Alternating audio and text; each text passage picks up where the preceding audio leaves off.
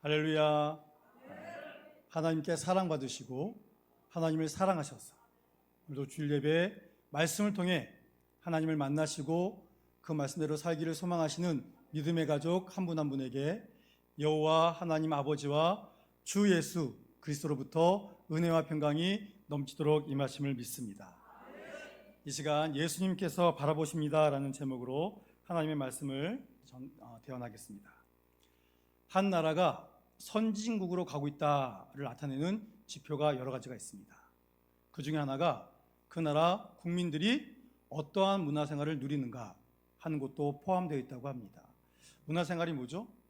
영화나 연극, 또한 전시회, 또 여행이나 이런 것을 통해서 또 살아가는 게 바쁘지만 그 살아가는 중에서 쉼을 얻는 것, 이것이 문화생활입니다. 우리 울산시에서도 지금 해양축제 하고 있지 않습니까? 유명 가수도 초청하고 많은 볼거리를 통해서 우리에게 문화생활을 제공하고 있습니다. 하나님이 세상을 아름답게 만드셨습니다. 그리고 이 세상에 많은 누릴 것을 주셨습니다. 이것을 누구에게 누리라고 주셨겠습니까? 우리들이죠. 하나님의 자녀인 우리들입니다. 그런데 사는 게 너무 힘들죠. 여유도 없고. 그래서 문화생활을 누리지 못하고 있는데 누려야 됩니다. 바쁘시지만 좀 쉬시고 여행도 다니시고 영화도 보시고 전시회도 가시고 하시기 바랍니다. 제가 예전에 신방을 갔었는데 그 집이 좀 경제적으로 어려운 집안이었습니다. 예배드리고 났는데 그 성도님이 그러시더라고요. 목사님, 제가 좀 돈이 없어서 빈곤하긴 하지만 정서적으로까지 빈곤하는 게 싫어서 제가 문화생활을 좀 하려고 노력을 많이 합니다. 찾아보니까 무료 전시회도 많더라고요. 그래서 한 달에 한 번은 꼭 거기 가서 좀 그것을 누리면서 정서적으로 또 쉼도 좀 얻고 새 힘을 충전 받으려고 합니다 라고 말씀하시더라고요. 그래서 저도 할 수 있는 대로 문화생활을 누리려고 노력합니다. 그래서 최근에 문화생활을 누리고자 영화를 한 편 봤습니다. 세상이 얼마나 좋아졌는지 극장에 굳이 가지 않아도 집에서 돈 내면 영화 볼 수 있습니다. 그래서 어떤 영화를 볼까 찾아보다 보니까 이 목사라는 이런 내용이 들어가 있는 영화가 있더라고요. 궁금해가지고 한번 봤습니다. 그 영화를 보면서 또 굉장히 어떤 큰 걸 좀 느낀 적이 있었습니다. 영화의 내용이 이런 겁니다. 어떤 조직생활 하시던 분이 어떤 일이 있어가지고 교회로 숨어 들어가게 됐습니다. 근데 그 교회 성도님들이 자신에게 보내준 목사님이라고 여겨가지고 말씀을 전해달라고 이런 것을 좀 주문하게 됩니다. 그래서 이분이 교회도 안 다녀봤고 신앙도 모르는데 설교를 하라고 하니 유튜브를 통해서 공부합니다. 목사님들이 뭐라고 말씀을 전하시는가. 이게 무슨 말이야, 말도 안 되는 소리 하고 있어 막 이러고 있지만 어쨌든 간에 그걸 배워가지고 이제 설교를 합니다. 그러면서 이렇게 얘기합니다. 여러분, 예수님이 우리를 사랑하십니다. 그래서 제자들도 부르셨고 그들과 함께 하셨습니다. 그런데 제자 중에 한 명이 예수님을 배신했습니다. 우리 세계에서는 그런 놈 바로 죽여버립니다. 그런데 이 예수 형님은 다르시더라고요. 죽이지 않고 용서해 주셨답니다. 이런 내용이었습니다. 예배 후에 성도님들이 목사님 은혜 받았습니다 찾아오셨어요. 그래서 이 주인공이 물어봅니다. 그런데 정말 그 예수라는 분이 그 제자를 용서하셨나요? 성도님이 대답합니다. 그럼요. 우리 예수님은 용서해 주셨습니다. 예수님은 잘못한 사람이 있더라도 7번씩 70번이라도 용서해 주라고 하셨습니다. 그래서 예수 형님 대단하시네. 그러면서 이제 그 영화가 진행이 됩니다. 물론 그 영화를 끝까지는 다 보지 못했는데 영화기도 하고 영화의 대사기도 하지만 그 안에서 제가 큰 깊은 감동을 느꼈습니다. 우리는 어떤 사람이었습니까? 죄인이었죠. 주님을 몰랐습니다. 복음을 증거할 때 거부하기도 했고, 그렇죠? 그런데 예수님은 우리를 버리지 않으셨습니다. 찾아오셔서 우리를 만나고 구원해 주셨습니다. 그 은혜를 누리면서 자격 없는 자에게 베풀어 주시는 구원의 은혜가 너무나 감사해서 새삼 우리 예수님의 사랑을 깊이 감사하며 묵상하는 시간을 보냈습니다. 그렇지요. 우리 예수님처럼 자신을 배신한 사람을 받아주신 분이 어디 있겠습니까? 오히려 용서해 주시고 사랑해 주시며 그에게 중요한 사명을 맡겨주십니다. 이런 주님이 어디 계시겠습니까?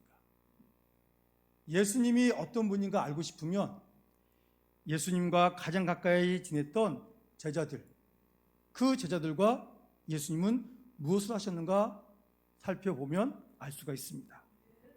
예수님은 수많은 사람 가운데 12명을 부르셨습니다.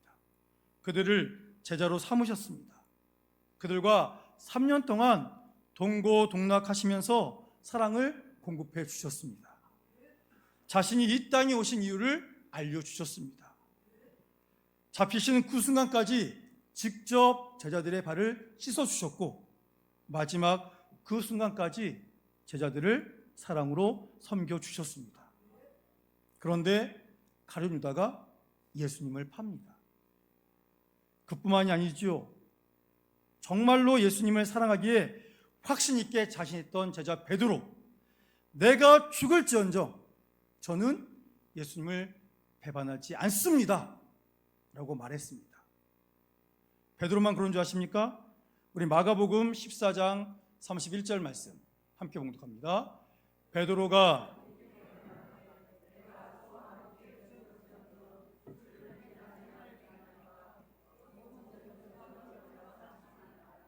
아멘. 자, 보십시오. 베드로뿐만이 아닙니다. 베드로 말이 끝나자 모든 제자도 어떻게 얘기했다고요? 저도 마찬가지입니다. 저도 그럴 겁니다. 저도 죽을지언정 예수님 절대 배반하지 않을 겁니다.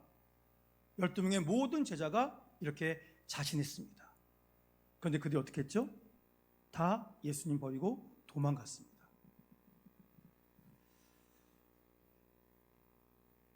오늘 본문의 말씀은 예수님이 잡히셨을 때 그 예수님이 어떻게 되셨는지 너무 궁금해서 멀리 떨어져서 예수님을 따라갔던 베드로의 그 여정을 우리에게 보여주고 있습니다. 54절 말씀 보시기 바랍니다. 지금 이 대제사장들, 성전 수비대, 그리고 장로들이 예수님을 붙잡았습니다. 예수님을 잡아서 끌고 갑니다. 어디로요? 대제사장의 집으로. 베드로는 그 모습을 멀찍이서 보면서 따라갑니다. 지금 베드로는 두렵습니다. 그리고 예수님께서 어떻게 되실까 염려가 있습니다. 그러나 사람들이 자기도 알아보면 안 되기 때문에 자신을 철저히 숨기고 모든 것을 살피기 위해서 예수님을 따라갑니다. 그때는 밤이었기 때문에 쌀쌀했습니다. 많은 사람들이 모여 있었는데 대제사장의 집 앞마당에 모닥불을 피우고 사람들이 둘러 앉아서 몸을 녹이고 있었습니다. 베드로도 그들 사이에 숨어서 앉아 있었습니다. 근데 그때 한 사람이 이런 이야기를 합니다. 56절 말씀 보시면 한 요정이 베드로의 불빛을 향하여 앉은 것을 보고 주목하여 이르되 이 사람도 그와 함께 있었느니라. 여러분, 어두운데 앞에 불이 있습니다. 거기에 모여 앉아 있으면 그 불빛 때문에 얼굴이 더 잘 보이지 않습니까? 그래서 앉아있던 한 여종이 저 사람 베드로인데? 예수와 함께 있었던 사람인데? 하고 알고 그 얘기를 합니다. 그러자 베드로가 어떻게 반응합니까? 우리 57절 말씀 함께 봉독합니다. 베드로가 부인하여 이르되 이 여자여 내가 그를 알지 못하노라 하더라. 베드로가 뭐라고 했다고요? 이 사람이 무슨 소리 하고 있는 거야? 나는 그 사람을 알지 못해요 하고 부인합니다. 위기가 찾아왔습니다. 만약 여기서 자신이 제자인지 발각되면 그도 예수님과 함께 옆에 앉아서 신문을 받게 될 것입니다. 이 부인함으로 위기를 한번 넘겼습니다. 그런데 조금 시간이 지나자 다시 위기가 찾아옵니다. 다른 사람이 베드로를 향해서 아니 당신도 예수와 한패지 않소? 이제 아는 게 아니라 한패라고 말합니다. 그러자 베드로는 아니 이 사람이 큰일 날 소리 하고 있네. 나는 그런 사람 모른다니까요 하고 더 강하게 부인합니다. 그렇게 몸을 숙이고 있는데 1시간쯤 지나자 이제 다른 사람이 더 강력하게 말합니다. 아니 이 사람은 내가 아는데 분명히 예수와 함께 있었던 사람이요. 왜냐하면 이 사람 갈릴리 사람 아닙니까? 라고 이제 빼도 박도 못할 증거까지 제시합니다. 그러자 베드로가 어떻게 반응합니까? 본문 60절 말씀 함께 봉독합니다. 베드로가 이르되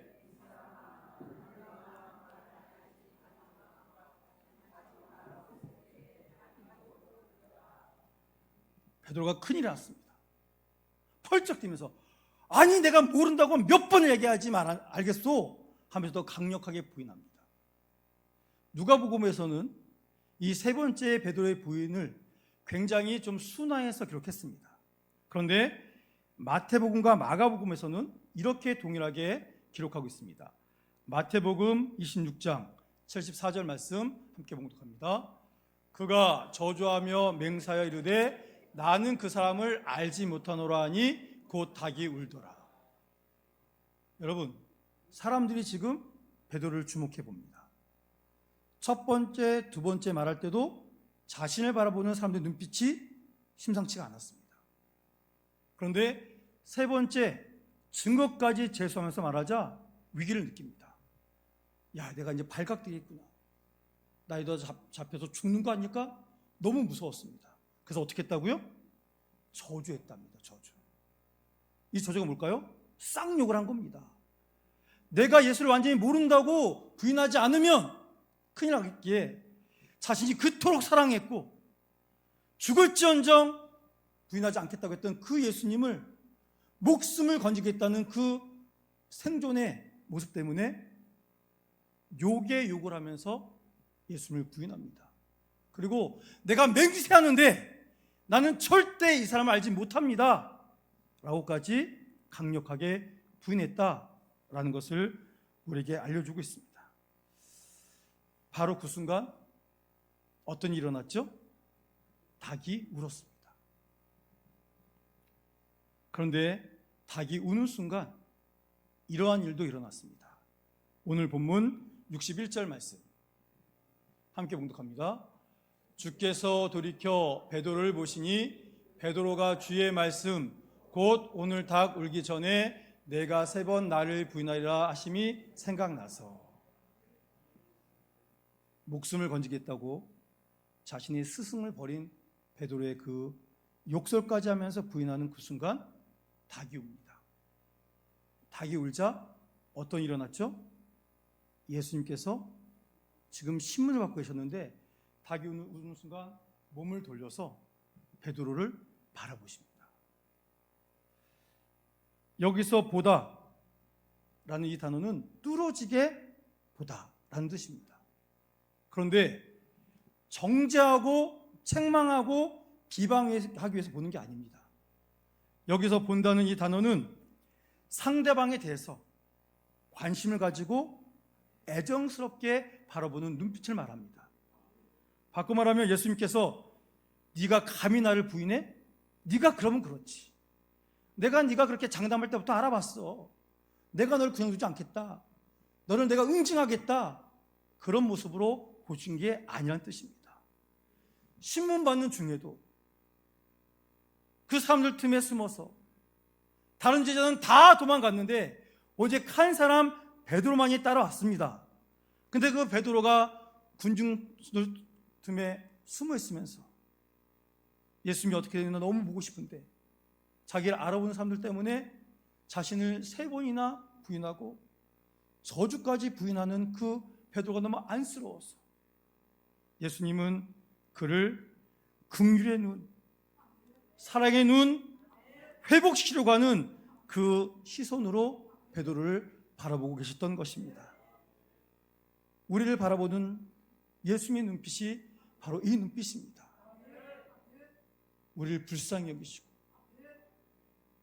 우리 형편을 잘 아시기에 우리를 돌봐주시고 회복시켜주시고 힘주시려는 그 눈빛으로 우리 주님이 지금 우리를 바라보고 계십니다.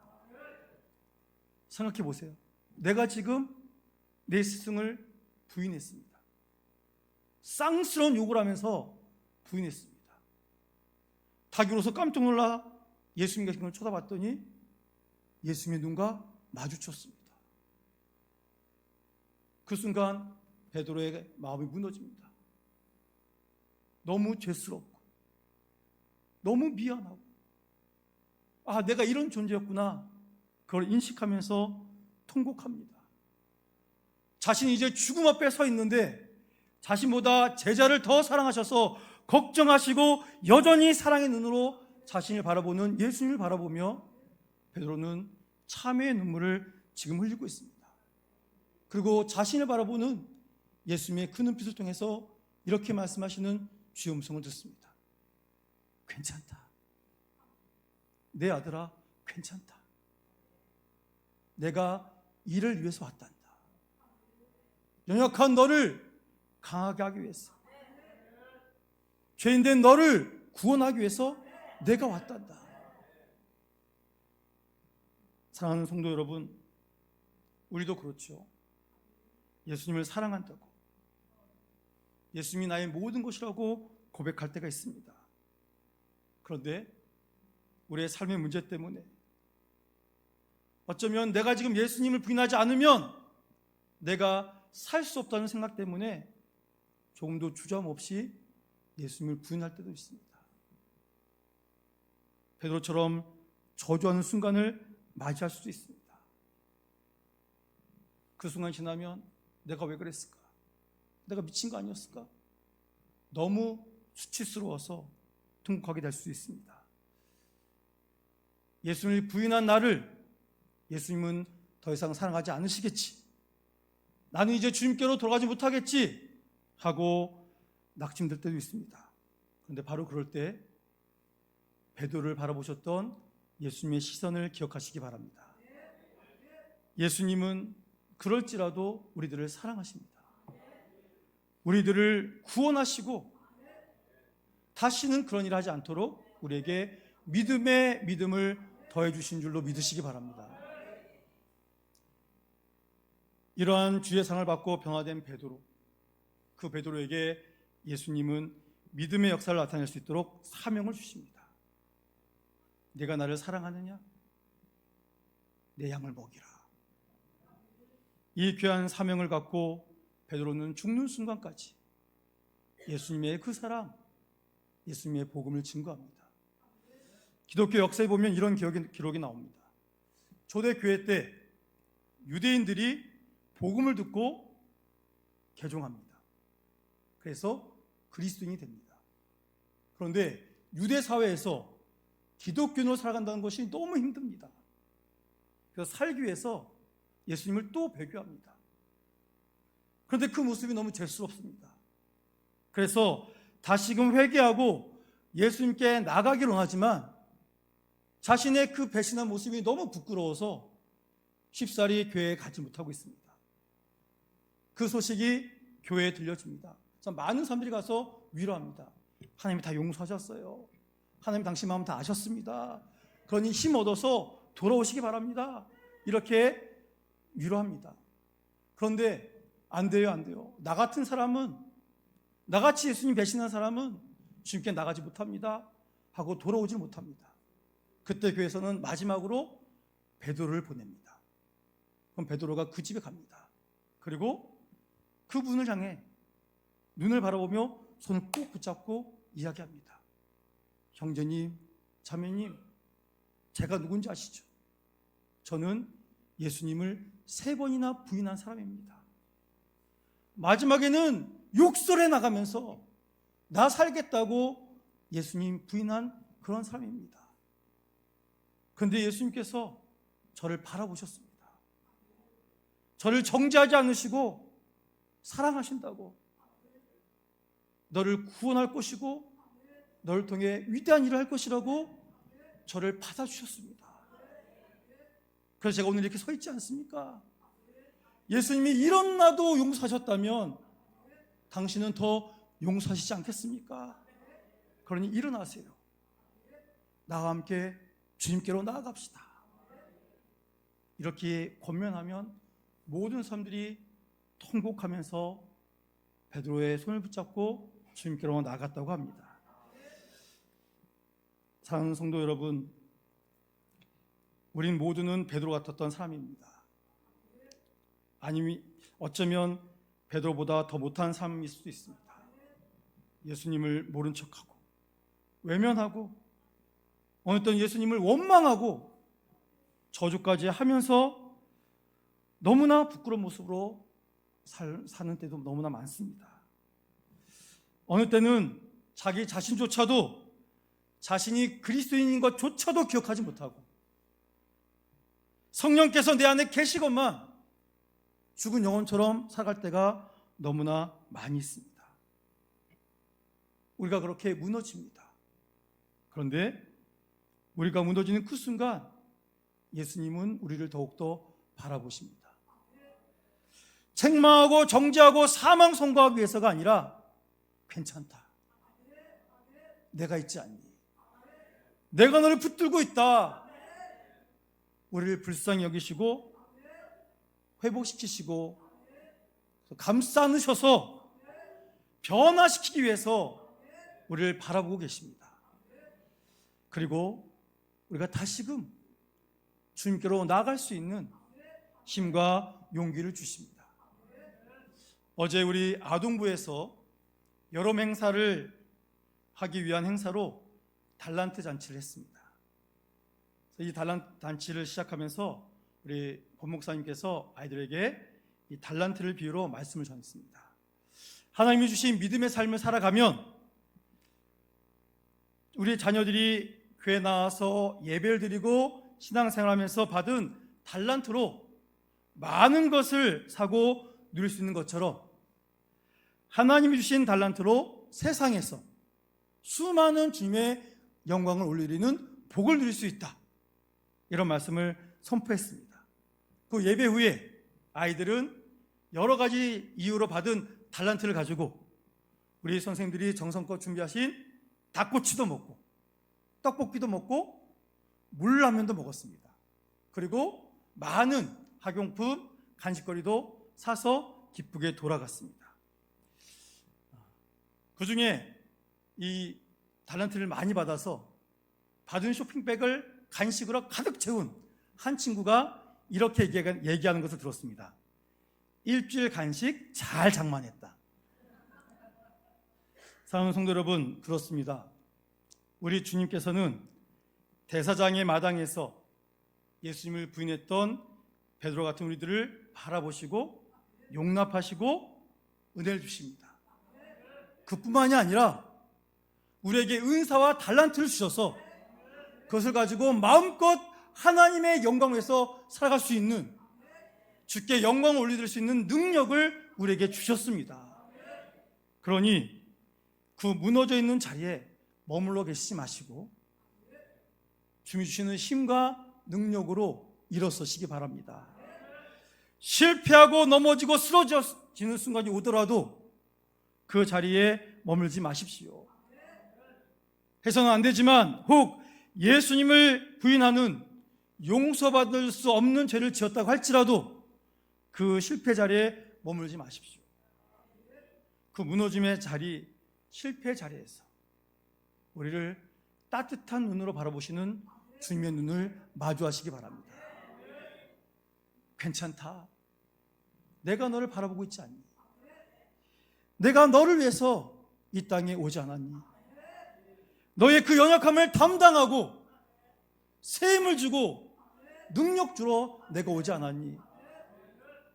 그 주의 음성을 들으며 주의 이름으로 일어서시기 바랍니다. 그리고 기도하시기 바랍니다. 주님, 나를 깨워 주옵소서. 내 영을 깨워 살게 해주십시오. 주신 능력을 망각하지 말게 하시고 그 능력으로 주의 사랑, 주의 복음을 전하는 하나님의 자녀가 되게 해 주옵소서. 기도하시며 예수님의 사랑으로 일어서시고 주님 주신 그 은사와 달란트로 하나님의 영광을 선포하며 힘있게 살아가시는 주님의 귀한 자녀들 우리 모두가 되시기를 주의 이름으로 축원합니다. 이제 함께 찬양하시겠습니다. 찬양하실 때 하나님 저희 모습 너무 부끄럽습니다. 그래서 무릎으로 주님께 기도하며 나갑니다. 주님 나를 깨워 주시옵소서. 그래서 주의 영으로 살게 해주시옵소서.